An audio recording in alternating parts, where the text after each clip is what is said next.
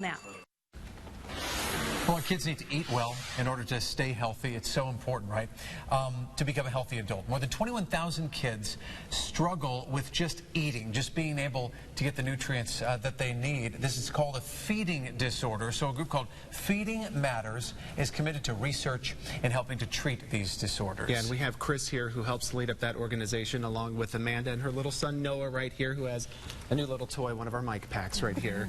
So we were talking about kids and eating. This isn't just about Noah being a picky eater here. Correct.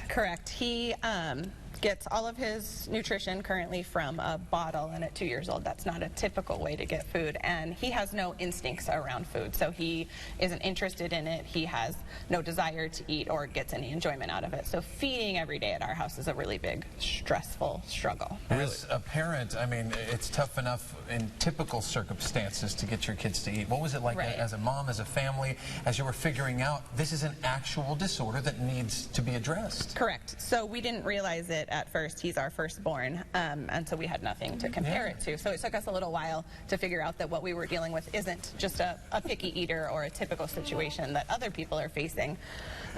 But luckily we have had access to amazing resources like Feeding Matters to help us on our journey. And so Chris with Feeding Matters is here, and you guys are really dedicated to research on this.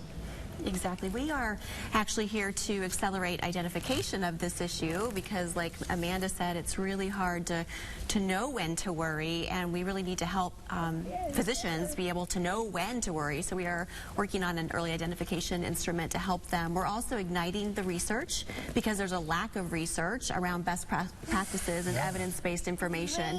And then we're really promoting collaborative care because for a child like Noah, this is very complex. It's not always just one particular physician or specialist that can really help this issue. So, does it vary by child, or are there any specifics where you go, oh, this means you should really look into it, specific ages or specific behaviors?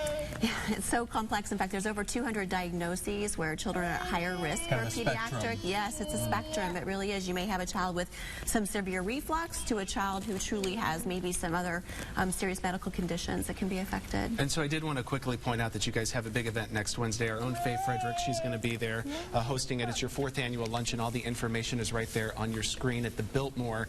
And this is open to everyone. Is that correct? It is open to everyone, and we still have space, so we welcome anybody who wants to join us to go on our website and let us know you want to be there. All right. Great. Chris, Amanda, Noah, thanks. Look at that. He's got the mic on. He's got it down. He's ready for TV. Thank you, guys.